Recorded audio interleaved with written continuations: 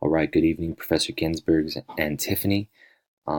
Since I will be unavailable to come in on Wednesday, I know we're going to be workshopping um, our particular lesson plan that we created, so I wanted to get into detail and get into specifics the lesson plan that I was able to create for the assignment. So I chose a duration of an hour and 55 minutes because I know our last lesson plan was about 55 minutes, and a majority of the classes I'm observing now are lasting about an hour and 55. It's a block period, so I want to be able to challenge myself and see if I can create an interactive lesson plan that could last a duration of an hour and 55 minutes. So I'll start off with my essential literacy strategy focus. That is, students will be able to conduct a concise and comprehensible research project demonstrating understanding of research and the statistical evidence supporting the benefits of physical activity. My related skills are students will be able to summarize and interpret statistical data and research through computer-based research and interpersonal relationship building and oral presentation. My content focus is students will identify and analyze the physical, social, and psychological benefits of physical activity and the positive ramifications it has on future health. So this area was a lot easier for me to complete. I did have some difficulty last assignment to be able to do this, but I definitely found this area to be a lot easier this time around. Looking down at the standards, I won't individually read each one, but I did incorporate California state standards as well as SHAPE standards, and then my ELA writing, ELA listening and speaking, and California ELA reading standards as well. Coming down to instructional learning objectives, the first is discuss the physical, social, and psychological benefits of increased physical activity. My assessment, students will discuss in pairs the benefits of physical activity. I'll be circulating around the room, observing and checking for understanding by asking students questions regarding the topic. So at this point, I'm just walking around, seeing what students are talking about, asking them questions, checking for understanding, making sure they're on topic and fully understanding the subject matter. Next is describe the various health components of fitness. Groups will share data and research listed on their article. This is an opportunity for students to ask questions and clarify any misunderstandings. The teacher will check for understanding by having students write in their journal, listing the things they have learned and how the information applies to their life today and in the future. And then identify reasons for physical activity and support claim through research and statistical data. Students create and present a poster on the evidence supporting the article's claim. They will then post on the wall for reference throughout the semester, and that'll be a formal assessment. And I listed here both informal, and a formal assessment throughout this section of the lesson plan. Next is the language function and demands. So I used the NCPA Physical Education Handbook and took some of the vocabulary they wanted us to incorporate in our lesson plan. So here I have it listed. Students will analyze and summarize the physical and social and psychological benefits of increased physical activity, as well as students will compare and evaluate academic data and research that supports the claims listed in the article. Some of the academic vocabulary is cognitive, rate, sensory input, aerobic, neural connections, coordination, self-image and brain structures. The discourse, pair share. I give an example of an activity that can be used is the donut circles. Group discussion, the progressive brainstorm activity, and then class discussion. Another example could be the talking points activity. Syntax, group / class discussion on statistical data and research supporting a specific component of the article claim that the article claims. Moving down, here are some of the resources and materials I will need: a projector / screen, poster paper, markers, and computers.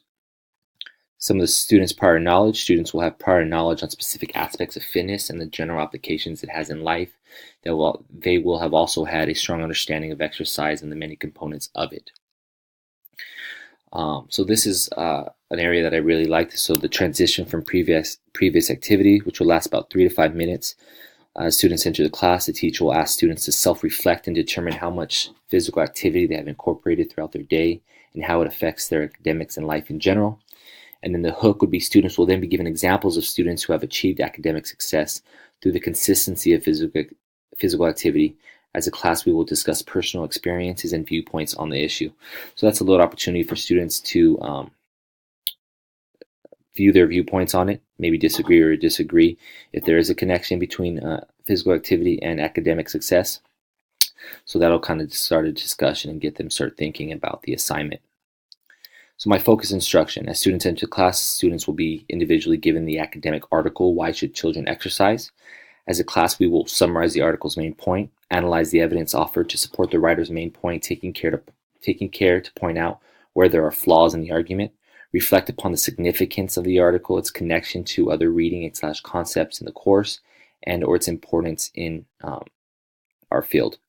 During the discussion / lecture, students will have to fill out skeleton notes about the top 10 reasons children should exercise. Students will then find a partner and do an each one teach one discussion, discussing notes and elaborating on certain aspects of the article, and that should take about hopefully 15 to 20 minutes. Differentiating scaffolds. Some of the scaffolds I listed here, the teacher will identify key vocabulary listed in the article that will be scaffolded with visual images such as drawings and photographs. The teacher will also post on the wall the definitions of key vocabulary listed throughout the article.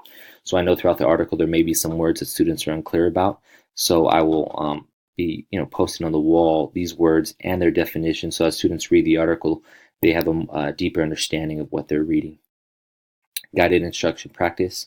The class will be split into groups of 3 or 4 and will jigsaw the Why Should Children Exercise article. The specific interactive activity being used is the progressive brainstorm activity. This activity is somewhat similar to the activity I incorporated in my lesson plan last week, but I'm specifically using the progressive brainstorm activity listed in the book Scaffolding Language and Scaffolding Learning by Pauline Gibbons. So each group will then be assigned one of the 10 reasons for physical activity. Each group will be given a large sheet of paper. Each group must have a different colored pen. Students will have 10 to 25 minutes to research evidence supporting their assigned reason and writing down 2 specific evidence-based details associated with the topic. After 10 to 25 minutes, each group moves to the next group's table, leaving their paper behind but keeping their own colored pen.